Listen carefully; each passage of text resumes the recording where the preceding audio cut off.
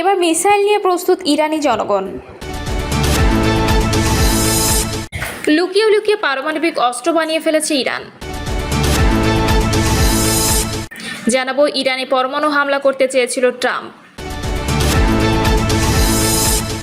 অর্থনৈতিক চাপে ইরান, তারা হরমুজ খুলে দিতে চায় বলছেন ট্রাম্প। এবং সর্বশেষ জানাবো আলোচনায় বসছে যুক্তরাষ্ট্রকে যে শর্ত ইরানের। দর্শক শুনছিলেন সংবাদ শিরোনাম, এবার জানিয়ে দিব বিস্তারিত সংবাদ। তবে তার আগে অনুরোধ থাকবে ভিডিওটিতে একটি লাইক দিন এবং ভিডিও সম্পর্কে আপনাদের গুরুত্বপূর্ণ মতামত কমেন্ট করে জানিয়ে দিন। এবার মিসাইল নিয়ে প্রস্তুত ইরানি জনগণ। মাত্র কয়েক ঘন্টার ব্যবধানে বদলে গেছে পরিস্থিতি। কয়েক ঘন্টা আগেও ডোনাল্ড ট্রাম্প ইরানের বিরুদ্ধে বোমা হামলার হুমকি দিয়েছিলেন। তিনি জানিয়েছিলেন তার সামরিক বাহিনী প্রস্তুত এবং ইরানের ভেতরের গুরুত্বপূর্ণ অবকাঠামো ধ্বংস করতে সক্ষম। কিন্তু অল্প সময়ের মধ্যে অবস্থান বদলে যুদ্ধবিরতির ঘোষণা দেন তিনি। প্রস্তাবিত আলোচনা ইসলামাবাদ অনুষ্ঠিত না হওয়ার মধ্যে এই সিদ্ধান্ত আসে। অনির্দিষ্টকালের জন্য যুদ্ধবিরতির ঘোষণা দেওয়ার প্রশ্ন উঠেছে। এটি কি স্থায়ী শান্তির ইঙ্গিত নাকি সাময়িক কৌশল? বিশ্লেষকদের মতে ইরান এর মনোবল এখনও দৃঢ় রয়েছে। দেশটিতে সাধারণ মানুষের অংশগ্রহণে সামরিক প্রস্তুতির চিত্র দেখা যাচ্ছে। ফলে যে কোনো মুহূর্তে সংঘাত পুনরায় শুরু হতে পারে এমন আশঙ্কা থেকেই এই সিদ্ধান্ত এসেছে বলে ধারণা করা হচ্ছে।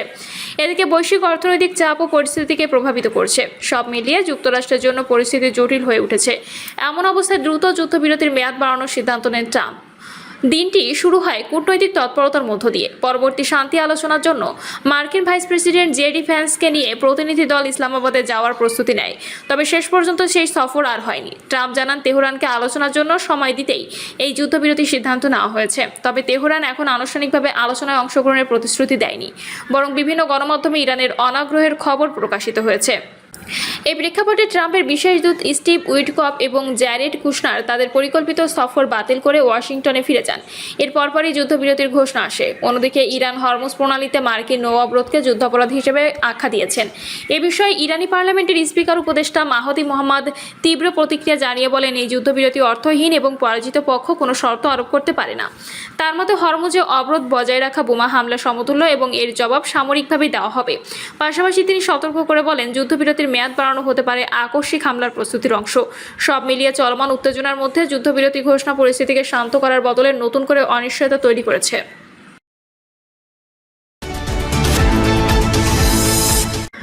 লুকিয়ে লুকিয়ে পারমাণবিক অস্ত্র বানিয়ে ফেলেছে ইরান।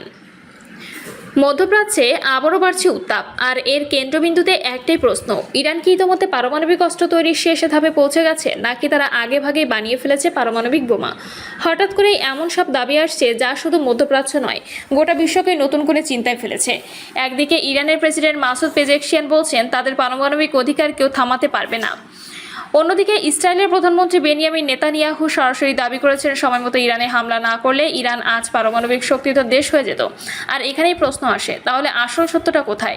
দীর্ঘদিন ধরে ইরানকে ঘিরে অভিযোগ তারা সমৃদ্ধ ইউরেনিয়াম ব্যবহার করে পারমাণবিক অস্ত্র তৈরির পথে এগোচ্ছে। এমনকি আন্তর্জাতিক পরমাণু শক্তি সংস্থা IAEA এর জানিয়েছে ইরানের কাছে 60% বেশি মাত্রায় সমৃদ্ধ ইউরেনিয়াম রয়েছে, যা চাইলে দ্রুত 90% উন্নীত করা সম্ভব। তবে এখানেই দ্বন্দ্ব। ইরান বারবার বলছে তাদের এই কর্মসূচি সম্পূর্ণ বেসামরিক বিদ্যুৎ উৎপাদন ও চিকিৎসা খাতে ব্যবহারের জন্য, কিন্তু পশ্চিমা বিশ্লেষকদের মতে এত উচ্চমাত্রায় ইউরেনিয়াম বেসামরিক কাজে প্রয়োজন পড়ে না। সাম্প্রতিক সংঘর্ষে যুক্তরাষ্ট্র ইসরায়েল ইরানের উপর বড় ধরনের চাপ সৃষ্টি করলেও পুরো পারমাণবিক কর্মসূচি ধ্বংস করা যায়নি, এমনটাই বলছে বিভিন্ন গোয়েন্দা সূত্র। কিন্তু অবকাঠামো ক্ষতিগ্রস্ত হলেও মূল সম্পদ সমৃদ্ধ ইউরেনিয়াম এখনও ইরানের হাতেই রয়েছে। ইরানের পররাষ্ট্র মন্ত্রণালয়ের মুখপাত্র স্পষ্ট জানিয়ে দিয়েছেন এই সক্ষমতা তাদের নিজস্ব বৈজ্ঞানিক অর্জন, যাতে কোনোভাবেই ছাড় দেওয়া হবে না। তাহলে প্রশ্নটা থেকেই যায়, ইরান কি সত্যি পারমাণবিক বোমা তৈরির দ্বারপ্রান্তে, নাকি এটি কেবল ভূরাজনৈতিক চাপ তৈরির খেলা?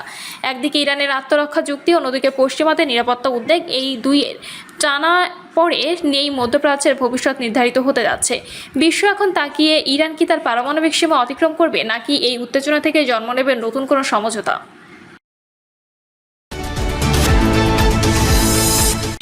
ইরানে পরমাণু হামলা করতে চেয়েছিল ট্রাম্প। যুক্তরাষ্ট্র ও ইরানের মধ্যে চলমান সংঘাতে পারমাণবিক অস্ত্র ব্যবহার করতে চেয়েছিলেন মার্কিন প্রেসিডেন্ট ডোনাল্ড ট্রাম্প। তবে সামরিক বাহিনীর শীর্ষ কর্মকর্তা জেনারেল ড্যান কেইনের বাধা মুখে এই চেষ্টার ব্যর্থ হন তিনি। সাবেক CIA কর্মকর্তা ল্যারি জনসনের বরাতে আন্তর্জাতিক সংবাদ মাধ্যমে মিরর জানিয়েছে, গত শনিবার 18 এপ্রিল হোয়াইট হাউসে আয়োজিত এক জরুরি বৈঠকে ট্রাম্প পারমাণবিক সংকেতগুলো হাতে পাওয়ার চেষ্টা করেন। ল্যারি জনসনের দাবি অনুযায়ী শনিবারের সেই রুদ্ধদ্বার বৈঠকে উত্তপ্ত বাক্য বিনিময় হয়। এক পর্যায়ে প্রেসিডেন্ট ট্রাম্প পারমাণবিক অস্ত্র ব্যবহারের ইঙ্গিত দিয়ে সংকেত বা কোড চান। তখনই জয়েন্ট চিফস অফ স্টাফের চেয়ারম্যান জেনারেল ড্যান কেইন উঠে দাঁড়িয়ে বলেন, নো সামরিক বিশেষাধিকার প্রয়োগ করে প্রেসিডেন্টের এই সিদ্ধান্তে বাধা দেন বলে জানা গেছে।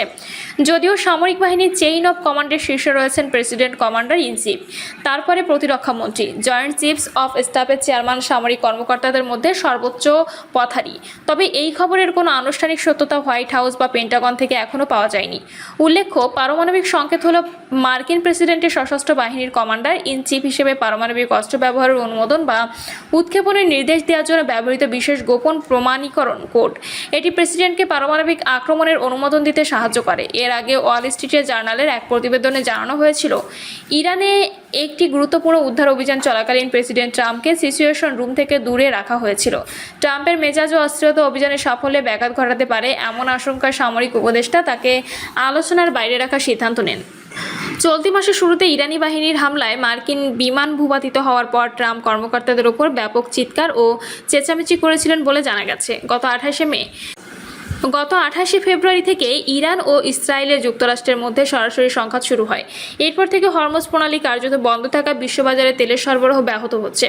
মধ্যপ্রাচ্য জুড়ে অস্থিতিশীল পরিস্থিতি বিরাজ করছে। যদিও বর্তমানে সাময়িক যুদ্ধবিরতি চলছে, কিন্তু পারমাণবিক সংকেত ব্যবহারের এই খবরের পর ওয়াশিংটনের রাজনীতি এক ধরনের অস্বাভাবিক পরিস্থিতি, অনিশ্চয়তা তৈরি হয়েছে। অর্থনৈতিক চাপে ইরান, তারা হরমুজ খুলে দিতে চায়, বলছেন ট্রাম্প। ইরান প্রতিদিন প্রায় $50 কোটি ক্ষতির মুখে পড়ছে এবং গুরুত্বপূর্ণ হরমুজ প্রণালী খুলে দিতে চায় বলে দাবি করেছেন যুক্তরাষ্ট্রের প্রেসিডেন্ট ডোনাল্ড ট্রাম্প। নিজের সামাজিক যোগাযোগ মাধ্যম ট্রুথ সোশ্যালে একাধিক পোস্টে ট্রাম্প বলেন, হরমুজ প্রণালী অবরোধের কারণে ইরানের অর্থনীতি মারাত্মকভাবে ক্ষতিগ্রস্ত হচ্ছে। তার দাবি, এই পরিস্থিতিতে দেশটি প্রতিদিন প্রায় $50 কোটি হারাচ্ছে। ট্রাম্পের ভাষ্য অনুযায়ী ইরান বর্তমানে আর্থিকভাবে বিপর্যস্ত এবং তেল রপ্তানি পুনরায় শুরু করতে দ্রুত প্রণালী খুলে দেওয়ার জন্য চাপের মধ্যে রয়েছে। তিনি আরও দাবি করেন, দেশটির সামরিক ও পুলিশ বাহিনীর সদস্যরা বেতন না পাওয়ার অভিযোগ করেছেন, যা অভ্যন্তরীণ অর্থনৈতিক সংকটকে আরও গভীর করছে। তিনি আরও বলেন, ইরানের নৌ ও বিমান বাহিনী কার্যত ধ্বংস হয়ে গেছে। ট্রাম্প দাবি করেন, হরমুজ প্রণালী বর্তমানে যুক্তরাষ্ট্রের নিয়ন্ত্রণে রয়েছে এবং এটি ইরানের প্রধান আয়ের উৎস বন্ধ করে দিয়েছে। তার মতে, ইরান প্রকাশ্যে প্রণালী বন্ধ রাখার পক্ষে কথা বললেও বাস্তবে এটি দ্রুত খুলে দিতে চায়। তিনি আরও জানান, কয়েকদিন আগে মধ্যস্থতাকারীদের মাধ্যমে ইরান হরমুজ প্রণালী পুনরায় খুলে দেওয়ার আগ্রহ প্রকাশ করেছে। যদি যুক্তরাষ্ট্রের সঙ্গে কোনো সমঝোতা না হয়, তাহলে পরিস্থিতি সামরিক পদক্ষেপের দিকে যেতে পারে, যেখানে ইরানের নেতৃত্বকে লক্ষ্যবস্তু করার কথাও উল্লেখ করেন। এদিকে হরমুজ প্রণালীকে বিশ্ব জ্বালানি সরবরাহের অন্যতম গুরুত্বপূর্ণ রুট হিসেবে বিবেচনা করা হয়। এখানে কোনো ধরনের উত্তেজনা বা বিঘ্ন ঘটলে বৈশ্বিক তেল বাজার ও আন্তর্জাতিক বাণিজ্যে বড় ধরনের প্রভাব পড়তে পারে। এর আগে ট্রাম্প ইরানকে কেন্দ্র করে চলমান সংঘাত নিয়ে অস্থায়ী যুদ্ধবিরতির ঘোষণা দিয়েছিলেন। তিনি বলেন, পাকিস্তানের প্রধানমন্ত্রী শেহবাজ শরীফ এবং সেনাপ্রধান আসিম মুনিরের অনুরোধে পরিকল্পিত হামলা স্থগিত রাখা হয়েছে, যাতে ইরান আলোচনার জন্য একটি যৌথ প্রস্তাব দিতে পারে। প্রিয় দর্শক, এই ছিল এখনকার সর্বশেষ সংবাদ। আপডেট সব সংবাদ পেতে চ্যানেলটি সাবস্ক্রাইব করে বেল আইকনটি ক্লিক করে রাখুন।